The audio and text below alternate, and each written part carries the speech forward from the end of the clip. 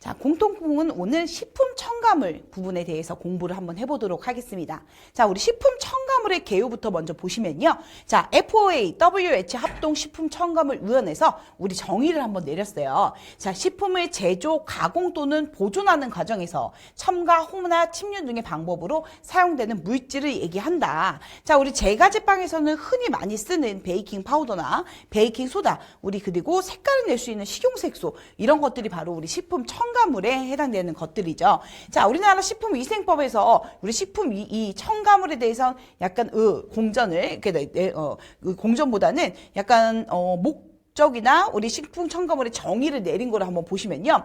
식품을 제조, 가공, 조리하는 이 보존하는 관계에서 단맛을 내는 감미를 한다거나 색깔을 내는 착색, 그리고 조금 더 하얗게 만들어주는 표배, 또 이 부패를 방지하는 산화 방지 등의 목적으로 식품에 사용되는 물질을 우리 식품 첨가물이라고 한다. 또 기구, 용기, 포장을 살균하거나 소독하는 데에 사용되어 간접적으로 식품에 옮아갈 수 있는 물질을 또 우리 식품 첨가물이라고 얘기하고요. 자, 우리 식품 첨가물의 규격 및 사용 기준은 식품의약품 안전처장이 정할 수 있습니다. 자, 그래서 우리가 여기서 문제 하나 나올 수 있는 분목이 나왔죠. 자, 식품 첨가물의 사용 기준을 우리가 누가 정한다고요? 식품의약품 안전처장이 정할 수 있다. 그래서 이런 식으로 문제가 나올 수 있겠죠. 그래서 다음 식품 첨가물의 이 공전이나 이런 사용 기준은 누가 정하냐라는 문제가 나와서 보기 중에 우리 식품의약품 안전처장이라고 선택을 하시면 되겠죠. 그래서 여기 문제가 나올 수 있는 품목이기 때문에 여러분들 꼭 보셨으면 좋겠고요. 자, 식품 첨가물의 사용 목적을 한번 보시겠습니다. 자, 식품 첨가물의 사용 목적. 품질 개량, 또 가치 증진을 하고요. 보존성과 기호성 향상, 조금 더 사람들이 선택하기 좋고 눈에 띄게 만들고 조금 더 색깔을 이쁘게 만들어줄 수 하고요. 그 다음에 조금 더 오래 보관할 수 있는 역할을 하게 될 수도 있는 거죠. 자, 영양적 가치를 증진하게 되고요. 식품의 변질과 변폐를 방지하기도 합니다. 자, 우리 영양적 가치, 부족한 영양소를 보충하거나 강화하여 소비자의 건강에 기여함이라고 되어 있죠. 자, 우리 흔하게 많이 알고 있는 칼슘이 첨가된 우유, 또는 어떤 것들이 있을까요? 약간 이 쌀 중에서는 이 쌀눈이 첨가된 이런 이 쌀도 있습니다. 그리고 이 영양분이 조금 더 많이 들어있는 밀가루나 이런 품질 계량제 같은 데 있거든요. 그래서 이런 것들은 그런 식품 첨가물이 들어감으로써 영양성 가치를 증진시켜 줄 수 있는 역할을 하죠. 그래서 식품 첨가물이 들어가면 자, 품질을 조금 더 높게 만들어주고 보존성과 기호성을 향상시켜주고 영양적으로 가치를 증진시켜주거나 식품을 조금 더 오래 보관할 수 있게 해서 미생물이 방지하지 않기 때문에 우리가 조금 더 오래 보관할 수 있는 거죠. 그래서 우리 주변에서 제일 흔하게 볼 수 있는 식품 첨가물은 여러분들 김 열어보시면 방부제가 들어있어요. 여기 열어보면 동글동글동글한 이 알갱이가 있잖아요. 그리고 우리가 실리카겔이라고 얘기하는데 그 실리카겔은 방습 효과가 있습니다. 그래서 수분이 이렇게 들어오는 걸 방지하는 역할을 해요. 그래서 김을 눅눅하지 않게 오래 보관할 수 있다는 건 뭐예요? 그 말은 말 그대로 식품이 변질되고 김이 조금 더 오랫동안 보관할 수 있는 역할을 하게 되는 거죠. 그래서 식품 첨가물이 하는 목적은 이런 목적들이 있다라는 거 보시면 될 것 같고요. 자, 그 다음에 식품 첨가물의 구비 조건을 보겠습니다. 자, 조금 내용이 좀 복잡할 수 있는데 간단한 내용들을 한번 보시면 소량만 사용하셔도 좀 효과가 많이 있어야 됩니다. 아무래도 자연적인 양념이나 이런 조미료들이 아니기 때문에 많은 양을 써서 우리가 이 제품의 이 맛이나 외관의 모양에 조금 더 변화를 줄 수 있다면 식품 첨가물로서 우리가 선택하기가 좀 어렵겠죠. 그래서 소량으로도 충분한 효과가 나올 수 있어야 되고요. 그리고 가격도 좀 낮은 편이어야 됩니다. 가격도 합리적이고 경제적인 부담이 있어야 되지 않고요. 제일 중요한 거죠. 독성이 없고요. 독성이 없어야 되고 그 다음 인체에 유해하지 않아야 한다라고 되어 있습니다. 그래서 우리가 식품 첨가물 공전을 보시면 이런 식품 첨가물을 어느 정도 사용해야 되고 식품 첨가물을 어떤 재료에는 쓰면 안 되고 이런 것들도 내용이 나와 있을 수 있거든요. 그래서 이런 내용 한번 보시면 될 거고요. 사용이 간단하고 실용적이어야 되고요. 그 다음에 식품 성분 등에 의해서 그 첨가물을 확인 가능해야 된다. 어떤 재료가 들어가 있는지 다 알 수 있어야 된다. 그래서 그만큼 안전해야 된다라는 얘기가 나와 있습니다. 자, 다음 페이지 보시면 자, 그럼 식품 첨가물의 사용 기준을 한번 볼게요. 하루에 섭취할 수 있는 허용량이 있다라는 거예요. 그래서 우리가 일생 동안 매일 섭취해도 건강에 해를 끼치지 않을 것으로 판단되는 최대 허용량을 우리가 일일 섭취 허용량이라고 얘기합니다. 그래서 식품 첨가물의 안정성을 보장하기 위해서 설정된 허용 한계량을 산출할 때 기준으로 사용되며 이때는 성인의 평균 체중값을 곱해서 사용하기 때문에 사실 어린 아이들에게는 될 수 있으면 식품 첨가물을 사용하지 않는 게 가장 좋은 방법입니다. 왜냐하면 이 허용량 자체가 어른들 기준으로 되어 있기 때문이에요. 자, 최대 무장 용량. 일생 동안 지속적으로 섭취하더라도 독성이 나타나지 않는 무독성으로 인정되는 최대 섭취량이 있다고 보시면 되고요. 자, 사용 한계 농도. 그래서 어느 정도 사용을 할 때는 얘네들을 조금 농도에 맞춰서 어느 정도의 이 양을 맞춰서 희석해서 사용해야 된다. 이런 양도 정해져 있기 때문에 얘네들이 지켜서 사용할 수 있어야 되겠죠. 자, 우리 식품 첨가물에 한번 분류를 볼까요? 자, 산화방지제, 항산화제. 자, 산화를 막아주기 때문에 항산화제라고 얘기하고 말 그대로 이 똑같이 항체를 만들어주는 거예요. 산화에 대한 항체를 만들어주기 때문에 우리가 항산화제라고 얘기를 하게 됩니다. 자, 우리 사람에게도 항산화제가 많이 필요하죠. 우리가 흔하게 알고 있는 비타민 E 같은 경우는 우리 사람에게 먹으면 몸에 있는 산화를 막아주고 노화를 막아주게 하는 거죠. 그래서 노화를 막아주면 무슨 역할을 할까요? 약간 늙어서 힘이 없어지는 거, 조금 약간 체력이 딸려지는 걸 막아줄 수 있는 역할을 하는 게 우리 사람한테 쓰이는 항산화제, 산화방지제입니다. 자, 그럼 이런 것들이 이 식품 첨가물, 식품에 사용되면 어떤 역할을 하냐? 유지의 산패나 식품의 산화로 인한 품질 저하를 방지시켜줄 수 있다고 합니다. 자, 우리 종류 보시면 BHA, BHT, BHA, 모이식사삭 프로필, 천연 항산화제, 프로갈레이드, ED, TA까지 이렇게 있는데, 자, 우리 BHA, BHT 요거는 같은 경우는 어디에도 많이 쓰냐면요, 버터 포장지에도 많이 씁니다. 우리가 버터 포장지가 그냥 되어 있다면 얘는 지방이기 때문에 외부에 있는 공기나 산소에 아니면 햇볕에 의해서 얘네가 이 산패가 될 수 있는 확률이 높은데 우리가 버터 포장지에도 산화 방지제를 도포하게 되어 있어요. 그러면 버터를 조금 더 안전하게 오래 보관할 수 있는 역할을 할 수 있는 게 바로 이 산화 방지제의 역할이 되는 거고요. 자, 살균제의 목적을 보시면 식품 부패의 원인이 되는 원인균이나 병원균을 사멸하기 위해서 사용된다라고 되어 있습니다. 자, 과산화수소, 차염수산 나트륨이 되어 있고요. 그래서 우리가 손에 상처가 나면 어떤 걸 뿌려요? 우리 소독약이라고 알고 있는 게 바로 우리 과산화수소죠. 자, 과산화수소를 뿌리게 되어 있죠. 자, 방부제, 보존료라고 얘기합니다. 자, 말 그대로 자, 방지라는 거예요. 우리가 이 병원균을 살멸시키거나 살균하거나 죽이는 역할을 하는 게 아니라 단지 방주하는, 이 방부하는 역할을 하게 됩니다. 그래서 미생물에 의한 부패 및 변질을 방지하고 화학적인 변화를 억제하며 보존력을 높이기 위해 씁니다. 그래서 신선도 유지를 위해서 사용할 수 있는 거고요. 자, 종류 보시면 조금 예로가 많이 나와 있는데 프로피온 칼륨, 이것도 문제 좀 많이 나오는 편이고요. 프로피온산 나트륨, 그 다음 안식향상 나트륨, 소르빈산 칼륨, 데이르도 초산. 자, 그래서 사용이 가능한 방부제가 아닌 것은 하고 문제가 나올 수 있습니다. 물론 요거 반대로 이 중에서 사용이 가능한 방부제는 어떤 것이냐, 식품 첨가물 종류 중에 방부제로 사용되는 게 어떤 것이냐라는 문제가 나올 수도 있겠지만 반대로 요렇게 보기가 한 3개 정도 나오고 다른 이 첨가물이 끼어지면서 이 중에서 사용이 불가능해, 방부제로 사용되지 않는 것은 무엇이냐라는 문제가 나올 수 있습니다. 그래서 요 방부제, 보존료에 대해서 여러분들이 알 수 있어야 된다는 거 보시면 되고요. 자, 그 다음 자, 품질 개량 및 유지 나왔습니다. 자, 우리 밀가루 경장제.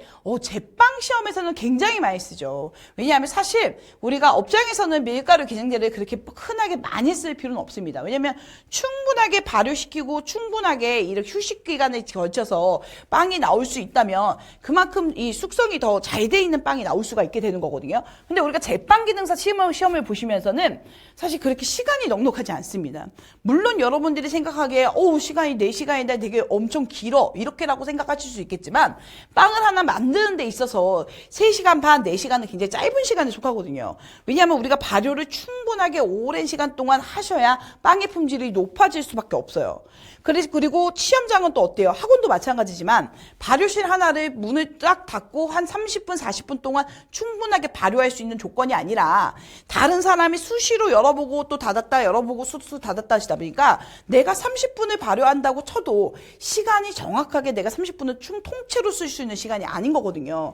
그러다 보니 발효가 충분하지 못할까봐, 숙성이 충분하지 못할까봐 우린 뭘 써요? 밀가루 계량제를 사용하는 겁니다. 그래서 레시피 보시면 거의 밀가루 계량제가 들어가 있죠. 자, 밀가루의 표백과 숙성 시간을 단축시키고 품질을 개량한다. 그래서 밀가루의 이 빵의 품질을 조금 더 높게 빠른 시간 안에 더 빠르게 만들어줄 수 있는 역할. 제가 항상 학생들한테 선생님 밀가루 계량자가 뭐예요? 라고 물어보면 그거 바카스야 라고 얘기를 하거든요. 그러니까 힘을 내서 조금 더 빵이 잘 나올 수 있게끔 이렇게 응원할 수 있는 역할을 할 수 있는 게 바로 이 밀가루 계량제라는 녀석입니다. 자, 이것도 문제 많이 나오는 편이에요. 자, 과산화 벤조일, 이산화염소, 과항산 나트륨, 불온산 칼륨. 제가 시험 문제 봤을 때 이 불온산 칼륨이라는 녀석도 굉장히 많이 나왔었거든요. 그래서 밀가루 계량제에는 이런 종류들이 쓰이는구나 라고 보시면 될 것 같고요. 자, 유화제.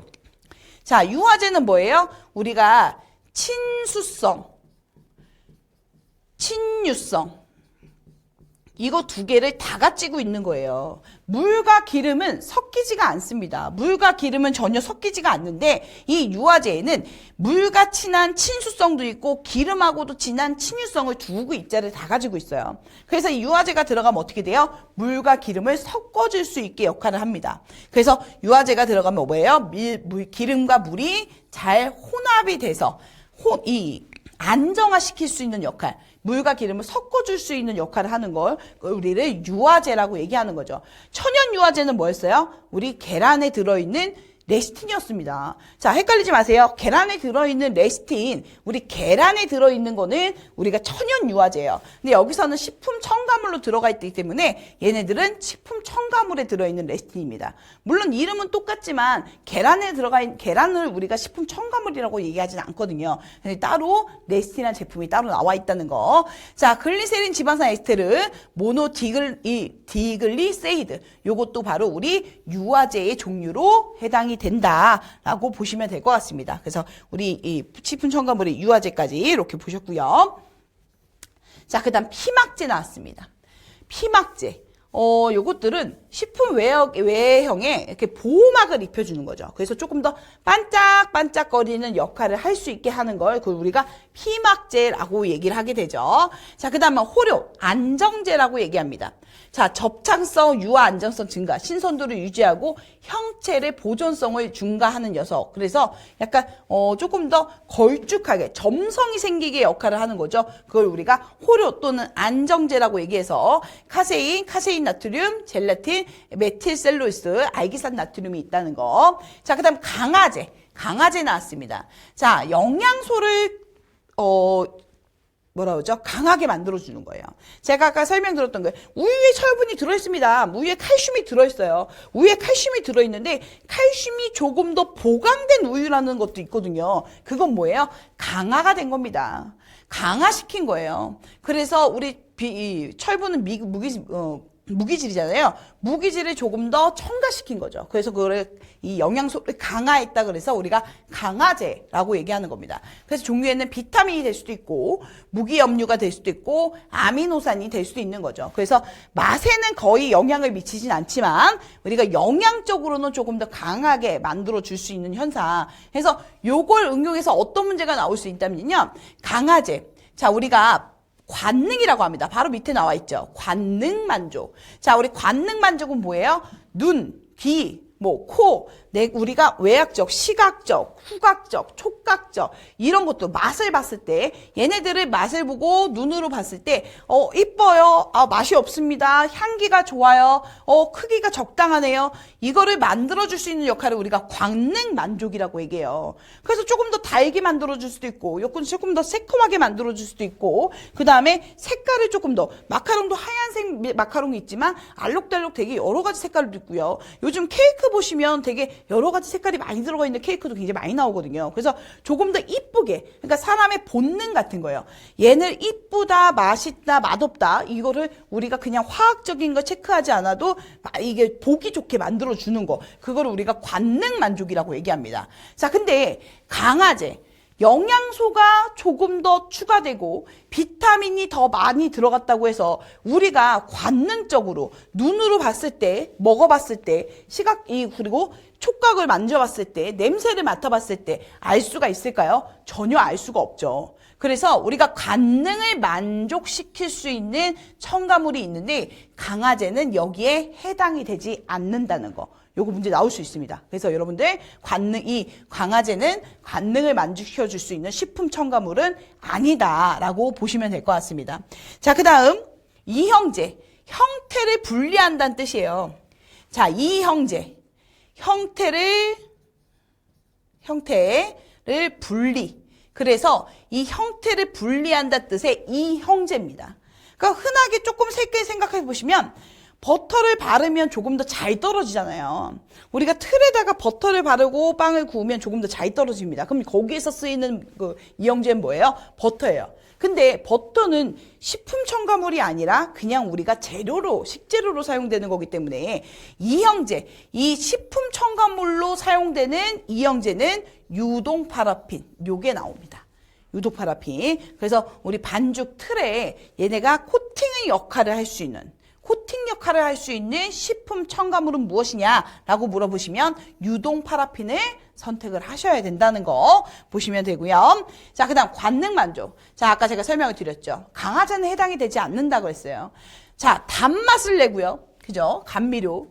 단맛을 내고 감칠맛을 주고요. 새콤한 맛을 내고 색깔을 조금 더 하얗게 만들어주거나 노랗게 만들어주거나 아니면 색깔을 조금 더 다른 색깔로 만들어준다거나 자, 착향, 냄새를 입힌다거나 바닐라빈이나 뭐 이런 것들이죠. 그리고 하얗게 만들어준다거나 이런 것들은 우리가 관능 만족에 해당이 되는 거죠. 그래서 우리가 원래 그냥 일반 밀가루도 그냥 도정을 해서 만든 밀가루는 그렇게까지 하얗지 않거든요. 근데 우리가 표백제, 이 설탕도 마찬가지입니다. 표백제나 이런 것들을 써서 조금 더 하얗게 만들어주는 거, 그걸 우리가 표백제라고 얘기하는 거고, 아까 말씀드린 것처럼 단맛을 주는 건 바로 감미료, 사카린 나트륨, 디솔피톨, 아스파담, 스테비사이드가 있고요. 자, 감칠맛을 주는 거죠. 감칠맛을 주는 거. 글루탄산 나트륨, 구아니산 나트륨, 이노시난 나트륨, 호박산 등이 있고요. 자, 산미료, 새콤한 맛을 주는 겁니다. 자, 주석산, 사가산, 구연산, 젖산 등이 있고요. 자, 그 다음 발색제. 자, 이거 발색제하고 착색제하고 조금 헷갈릴 수 있는데, 자, 발색제는 기본 원래가 갖고 있는 색깔을 조금 더 선명하게 해준 역할을 하는 겁니다. 그러면 예를 들어 우리가 햄을 만들 때 돼지고기를 갖고 만들어요. 근데 돼지고기를 가공하고 만드는 과정까지 그 분홍색이 그렇게 유지가 되는 게 쉽지 않거든요. 그럼 분홍색을 조금 더 유지되고 얘 색깔이 조금 더 선명하게 만들어주기 위해서는 우리가 아질산 나트륨이나 질산 나트륨처럼 얘네 식품 첨가물을 사용하게 됩니다. 그럼 이 식품 첨가물이 들어가면 베이컨 색깔이 조금 더 분홍게 나온다거나 햄, 소시지의 색깔이 조금 더 분홍색으로 선명하게 나오는 거죠. 돼지고기를 그냥 가공해서는 그런 색깔이 나오지 않는데 이 아질산 나트륨을 쓰면 돼지고기 본래의 분홍 색깔을 조금 더 선명하고 발색제를 쓴 것처럼 이 발색을 만들어주는 말 그대로 발색을 시켜주는 겁니다. 색깔을 조금 더 발광하게 조금 더 선명하게 만들어주는 걸 우리가 발색제라고 얘기한다는 거죠. 그러면 착색제는 뭐예요? 바꾸는 겁니다. 그러니까 우리가 단무지가 원래 무가 하얀데 노란색으로 만들어 놓은 것처럼 이거는 우리가 착색제라고 얘기한다는 거죠. 그래서 색깔을 변하게 만들어 주는 걸 우리는 착색제라고 얘기하는 거고요. 착향료, 색깔을 내주는, 향을 내주는 거죠. 그래서 식품 특유의 향을 첨가하거나 공정 중 손실된 향을 좀 보충할 수 있는 거 우리가 착성 착향료, 천연 착향료 등이 있고요. 자, 표백제는 조금 더 하얗게 만드는 녀석이라고 생각하시면 됩니다. 과산화수소, 차항산산 나트륨, 아항산 나트륨 여기가 우리 표백제에 해당이 될 수 있습니다. 자, 식품 제조에 들어가는 식품 첨가물을 보시면 자, 팽창제 있고 소포제 있고 추출제가 있습니다. 자, 우리 팽창제는 뭐예요? 우리가 부풀리는 거죠. 밀가루를 부풀려 줍니다. 자, 명반, 소명반, 염화암모늄, 암모늄 명반, 탄산수소 암모늄, 그 다음 탄산수소 나트륨, 중조라고도 얘기하죠. 제1산 칼슘 등이 있는데 우리가 제일 많이 봤던 건 설탕을 달고나를 만들잖아요. 뽑기라고 얘기하죠. 오징어 게임에서 많이 나왔던 거. 설탕을 가열해서 카르멜 갖고 와서 갈색으로 만들어진 상태에서 뭘 넣어요? 소다를 살짝 넣으시면 어떻게 됩니까? 부풀어 오릅니다. 그거를 우리가 팽창제로 해당이 되는 거죠. 그래서 얘네들은 빵 과자들을 부풀리는 역할을 한다. 그래서 우리가 팽창제라고 얘기하고요. 소포제, 얘네들은 거품을 없애주는 녀석입니다. 거품을 자그라들게 만드는 녀석들. 우리가 이 두부를 만들기 위해서는 콩을 불리거든요. 그 팥 앙금을 만들 때 똑같죠. 팥을 물에 불려요. 근데 얘네들이 거품이 나기 시작합니다. 가열 중에도 거품이 나고 불리는 과정에서도 거품이 나요. 그래서 제품을 만드는데 조금 어려움이 있습니다. 그러면 얘네들을 가열하고도 거품이 많이 올려나고 불릴 때도 거품이 많이 일어나니 작업이 힘드니 여기다 뭘 써요? 소포제를 쓰시면 거품이 자그라듭니다. 그래서 이 팥앙금을 만드는 거나 두부를 만들 때 조금 더 용이하게 변할 수가 있는 거죠. 그럼 사용이 허가된 이 소포제 뭐예요? 실리콘 수시, 요거 규소 수지라고도 얘기합니다. 실리콘 수지라고도 얘기하지만 아마 시험 문제는 규소 수지라고 문제가 조금 더 많이 나올 거예요. 규소 수지, 우리 거품을 없애는 소포제라는 거 보시면 되고요. 자, 우리 추출제 나왔습니다. 이거는 그렇게 많이 나오는 편은 아닌데 그냥 한 번만 읽어볼게요. 자, 수지의 추출을 용이하게 하는 종류로 우리가 헥산이라는 종류가 있다. 추출제 이런 종류가 있다라고 보시면 될 것 같습니다. 자, 사용이 금지된 유해 첨가물을 한번 볼까요? 자, 유해 표백제, 롱가릿 있고요. 3연화질소, 형광표백제가 있습니다. 자, 말 그대로 얘네들은 사용하면 안 되는 첨가물들이에요. 식품 첨가물들입니다. 우리가 식품 첨가물 공전을 보시면 사용된 허용량이 있고 누구한테는 쓰면 안 되고 어떤 식품에 쓰지 않아야 된다. 이런 내용이 되어 있는데 얘네 종류들은 아예 쓰시면 안 되기 때문에 강조하기 위해서 문제가 나온 거예요. 자, 그래서 유해 표백제, 롱가릿, 3연화질소, 형광표백제가 있고요. 유해 감미료에는 에티네 글리콜, 페릴라틴, 사이클라메이트, 둘신, 파라니트로올소 툴루리딘. 자, 요런 종류들은 우리가 쓰면 안 된다라고 보시면 되고요. 자, 유해 방부제, 붕산, 불소화합물, 승호, 포르말데히드도 사용하시면 안 되는 거고요. 자, 유해 착색료 나왔습니다. 아우라민, 그리고 로다민 B, 얘네들은 우리가 사용하시면 안 된다라고 되어 있습니다. 그래서 하시면 안 된다라는 거 보시면 되고요. 자, 그 다음 내용 보시면 햇섭 나왔어요. 아마 이거 광고에서도 많이 보신 적 있을 거예요. 참치 광고 이런 데서도 좀 많이 나오시고 HACCP라고 해서 햇섭이라고도 얘기하고요. 자, 이 햇섭이라는 건 뭐냐면 여기 말 그대로 여기 써 있습니다. 위해 요소 중점 관리 기준이에요. 그래서 보통적으로 우리가 식품을 가공하는 이런 공장들은 햇섭 인증을 받으면 그만큼 조금 안전하게 제품을 만든다는 걸 증명할 수 있게 되는 거거든요. 그래서 위해 요소, 그러니까 위해 요소, 우리가 공장 가공을 하는 데 있어서 어떤 요소들이 조금 더 위해하고 위험한데 그 제품, 그 품목들을 자체에서 조금 더 점검을 하고 이 분류가 없다는 거를 인증 마크를 받은 거예요. 그래서 우리가 그거를 햇섭이라고 얘기를 하게 됩니다. 그래서 이 위의 요소를 확인하고 평가하여 중점적으로 관리하는 기준이다. 이거를 우리가 햇섭의 정의라고 얘기를 하게 됩니다. 자, 우리 그러면 위의 요소 분석을 보시면 식품 안전에 영향을 줄 수 있는 위의 요소와 이를 유발할 수 있는 조건이 존재하는 여부를 판별하기 위해서 필요한 정보를 수집하고 평가하는 일련의 과정 단계가 있고요. 자, 중요 관리점을 보시면 위해 요소 관리 기준을 적용하여 식품의 위해 요소를 예방, 제거하거나 허용 수준 이하로 감소시켜서 해당 식품의 안정성을 확보시킬 수 있는 가장 중요한 단계 및 과정을 우리가 바로 중요 관리점이라고 얘기를 하게 된다는 거. 자, 해썹의 구성 요소를 한번 볼까요? 해썹의 구성 요소를 보시면 식품의 안전성을 보장하고 생산 전 과정에서 잠재적인 위해 요소를 분석하고 이를 예방 통제하는 계획을 수립하는 과정을 목적으로 한다라고 되어 있습니다. 그래서 치명적인 그러니까 다 내용이 보시면 위험 요소들을 분석하는 게 가장 중요적으로 들어갑니다. 그래서 해썹이 어떤 역할을 하고 해썹이 단계를 받는 게 어떤 과정을 우리가 하는 건지 이런 내용들을 같이 보시면 더 좋을 것 같아요. 자, 그다음 뭐 SSOP 표준 위생 관리 기준 이런 절차도 있고요. 그다음 GMP 우수 제조 기준 이런 단계들도 있습니다. 그래서 이런 단계들이 있다는 것도 한번 보시면 더 좋을 것 같고요. 자, 해썹 준비 단계. 그러면서 우리가 만약에 내가 공장을 차려서 해썹이라는 이 인증 제도를 받으려고 하면 어떻게 해야 되냐? 그러니까 말 그대로 우리가 그 회사에서 해썹 팀을 따로 구성을 해야 됩니다. 해썹이라는 팀을 구성을 하시고 제품 설명서를 작성을 하셔야 되겠죠. 그 다음 제품의 사용 용도 파악을 하고 공정 흐름서 편면도를 작성하고 공정 흐름도 편면도의 작업 현장과의 일치 여부를 확인하셔서 여러분들이 요 관계를 먼저 지키신 다음에 뭘 해야 돼요? 해썹 인증 절차를 밟으셔야 되겠죠. 자, 그 다음에 해썹의 7원칙 나왔습니다. 7원칙. 모든 위해 요소 분석 및 위해 평가. 자, 내용이 조금 많은데 그 문제는 어떻게 나올 수 있냐? 다음 해썹의 7원칙에 해당되지 않는 것은 하고 여기 바로 위에 있는 항목이 나올 수도 있습니다. 우리가 해썹 7원칙에서는 뭐 제품 설명서를 작성한다거나 해썹 팀 구성을 한다거나 이거는 이 우리가 해썹이라는 제도를 받기 위한 단계인 거고요.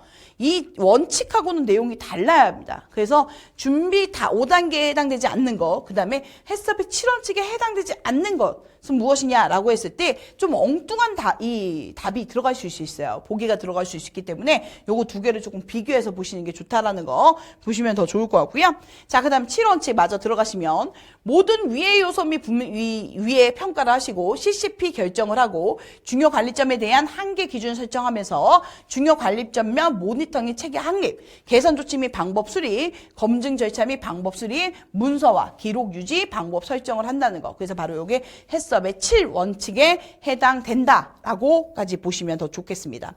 자, 그 다음 위생관리 보시면 개인 위생관리. 사실 좀 이렇게 읽어보시면 다 아시는 내용들이에요. 그게 머리를 감아라. 그리고 이 작업 중에는 모자를 써야 된다. 왜냐면 머리카락이 들어갈 수 있기 때문에 이런 것들 다 가려주는 게 가장 좋은 방법이죠. 그리고 뭐 앞치마 같은 경우는 항상 깨끗한 상태여야 되고 매일 세척을 하시는 게 좋고 외부로 나갈 때는 어떻게 돼요? 항상 벗고 나가셔야 된다.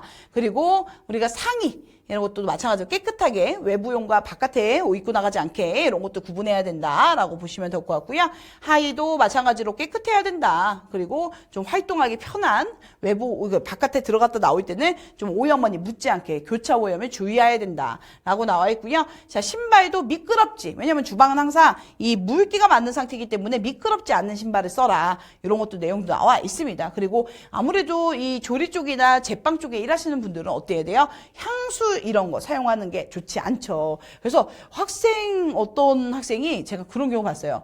이 행주를 삶는데 냄새 좋게 한다고 섬유유연제를 넣는 거예요. 근데 행주는 섬유유연제를 넣으면 될까요? 안 되죠. 왜냐면 이 섬유유연제 향이 빵이나 이런 이 케이크나 과자에 오염을 시킬 수 있기 때문에 이런 향이 나는 거는 사용을 하지 않는 게 좋습니다. 자, 건강진단 이렇게 보시면 자, 그리고 우리가 이 보건증이라고도 얘기하는데 아마 받아보신 분들이 있을 거예요. 아르바이트를 한다거나 뭐 일을 하시는 분들은 이 보건증이 필수죠. 1년에 한 번 받습니다. 1년에 한 번. 그리고 이 주방에서 일하시는 분들이나 우리가 이 베이커리 주방에서 일하시는 분들이나 홀 영업원조차도 우리가 식품을 직접 만지는 역할, 포장하고 이런 역할을 하기 때문에 보건증이 꼭 필요하다는 거. 그래서 1년에 한 번마다 항상 갱신을 해주셔야 된다라고 내용이 나와 있죠. 자, 그래서 이 영업에 종사하지 않은 질병을 보시면 콜레라. 이게 지금 보건증에 다 해당되는 겁니다. 보건증 검사를 하시면 이 내용을 다 검사할 수 있어요. 그래서 콜레라, 장티푸스, 파라티푸스, 세균성 이지, 결핵, 그 다음에 피부병, 이런 거, 화농성 질환이 있으면 우리가, 이 포도상균이 식중독에 감염될 수 있기 때문에 우리가 이 요리를 하시면 안 되겠죠. 그래서 보건증 가면 손 내밀어 보세요 하고 이렇게 손을 확인하는 경우가 있습니다. 자, 그러면 에이즈도 해당이 되면 안 된다는 거. 후천성 면역 결핍증이라고 얘기하고 옛날 말로는 우리가 에이즈라고 얘기를 했죠. 자, 교차 오염. 자, 오염된 식재료, 기구, 용수동에 이렇게 서로 옮겨가면서 교차 오염이 될 수 있는 거를 우리가 교차 오염이라고 얘기합니다. 그래서 칼, 도마 같은 경우는 어떻게 해요? 식품별로 색깔을 구분해서 쓰시는 게 가장 좋은 방법입니다. 그래서 우리가 조리기구별로, 식품별로 이 색깔을 구분해서 쓰시는 게 좋고, 앞치마 고무장갑 같은 경우 세척을 수시로 하시는 게 가장 좋은 방법이다. 그리고 식품을 보관하실 때 어떻게 돼요? 밀가루 포대 같다고 바닥에 뚝 나요? 안 되죠. 바닥에서 60cm 이상은 떨어뜨려야 된다. 그래서 우리가 바닥에다 직접 따면 물 끼고 닿을 수도 있고 아무래도 이 먼지나 오염물질이 바닥에 제일 많이 있을 수 있기 때문에 바닥에다 아무리 포장돼 있더라도 바닥에 그냥 놓는 게 아니라 조금 띄어서 냉장고도 마찬가지입니다. 띄어서 올리셔야 된다라고 보시면 돼요. 자, 조리된 완료 식품과 그 다음에 세척, 소독제 이것들을 위생 관리를 시작해야 된다. 자, 음식 뚜껑은 완전히 밀폐됐는지도 확인해야 되고 중요한 거죠. 선입선출. 먼저 들어온 물건은 먼저 사용을 한다라고 되어 있습니다. 자, 그다음 설비관리 위생까지 한번 보시면 자, 출입문, 뭐 창문, 뭐 이렇게 나와 있는데 이런 것들은 그냥 한 번씩만 쭉 한 번씩 읽어볼게요. 뭐 유리창 대체, 창문 구조와 면적, 방충망 관리. 자, 그다음에 작업장 시설 같은 경우는 자, 작업실 환경 같은 경우는 여기 온도 나와 있죠. 자, 적정 온도는 25에서 28도, 습도는 70에서 75도로 유지하는 게 가장 좋다라고 되어 있고, 자, 그 다음에 우리가 아까 60cm라고 되어 있는데, 우리 완전히 포장되어 있는 이런 것들은 15cm까지도 허용이 되기도, 이 물건마다 조금씩 달라요. 허용되는 경우도 있기 때문에 이런 문제가 나와 있고요. 보기가 나와 있는 거고요. 자, 그 다음에 환기 시스템, 그 다음에 뭐 위에 해충 차단, 이런 내용들 쭉 나와 있습니다. 한 번씩 보시면 될 것 같아요. 자, 제가 제빵 작업장 공정상의 조도 기준을 보시면, 자, 발효를 할 때는 50도, 50룩스가 넘어야 되고, 계량 반죽 조리 성형을 하는 공간이면, 우리가 직접적으로 조리를 하는 공간이면 200룩스가 넘는 게 가장 좋다. 기준점이 나와 있는 거고요. 굽는, 우리가 오븐을 사용하는 그런 굽는 작업장은 우리가 100룩스 이상 써라. 그 다음에 포장. 그 다음 우리가 장식, 마무리 작업을 하는 데는 좀 약간 세밀하고 밝아야 합니다. 그래서 500룩스 이상을 권장하고 있다라는 거 보시면 더 좋을 것 같습니다. 자, 그래서 이제 마지막 이렇게 문제를 한번 보시면 자, 우리 빈출 문제 한번 풀어보도록 할까요? 자, 식품위생법상 식품의 정의로 옳은 것이 나왔습니다. 자, 우리가 식품으로 인정할 수 있는 거죠. 자, 우리 식품은 절대로 의약, 사람이 먹는 모든 제품을 얘기하지만 의약품은 해당이 되지 않습니다. 그래서 비타민 C를 먹는다거나 이게 영양제를 먹는다는 거, 오메가3를 먹는다거나 그런 것들은 우리가 의약품이기 때문에 식품으로 인정을 하지 않습니다. 그래서 다음 중 정의로 옳은 것은 나왔을 때 우리가 섭취하는 모든 것 중에 뭐만 빼고요? 의약품만 빼고 모든 것들을 우리가 식품으로 정의할 수 있다라고 얘기가 나올 수 있다는 거 보시면 될 것 같고요. 자, 그 다음 문제도 한번 볼까요? 자, 빈출 문제 한번 풀어볼게요. 자, 발효와 부패가 다른 점은 뭐냐? 자, 우리 뭐 둘 다 미생물이 작용하는 건 똑같습니다. 미생물이 작용해서 똑같이 움직이는 건 맞지만 어떤 거예요? 발효는 조금 몸에 유익하게 내가 조금 더 사람한테 유익하게 변해지는 과정, 된장이 발효한다거나 치즈가 발효한다거나 와인이 발효한다거나 조금 더 유익하게 변해지는 과정을 우리가 발효라고 얘기하고요. 제빵에서는 이스트 넣고 빵을 부풀리는 것도 어떻게 해요? 발효라고도 표현을 하게 됩니다. 그래서 우리 이스트라는 미생물이 조금 더 활발하게 움직여서 빵을 부풀리는 과정이잖아요. 그래서 이런 것들도 우리가 발효라고 얘기하는 거거든요. 그래서 몸에 유익하게 변하는 생산물을 식용으로 할 수 있냐, 생산물을 식용을 할 수 있냐, 아니면 변질돼서 부패된 거냐, 이거가 바로 우리가 발효와 부패의 차이점으로 볼 수 있게 되는 거죠. 그래서 정답은 4번이 해당될 수 있다라는 거 보시면 될 것 같고요. 자, 우리 이렇게 공통 문제 한번 이렇게 다 진도 나가봤고요. 다음 시간에는 또 제가 제빵 문제 한번 더 풀어보도록 하겠습니다. 감사합니다.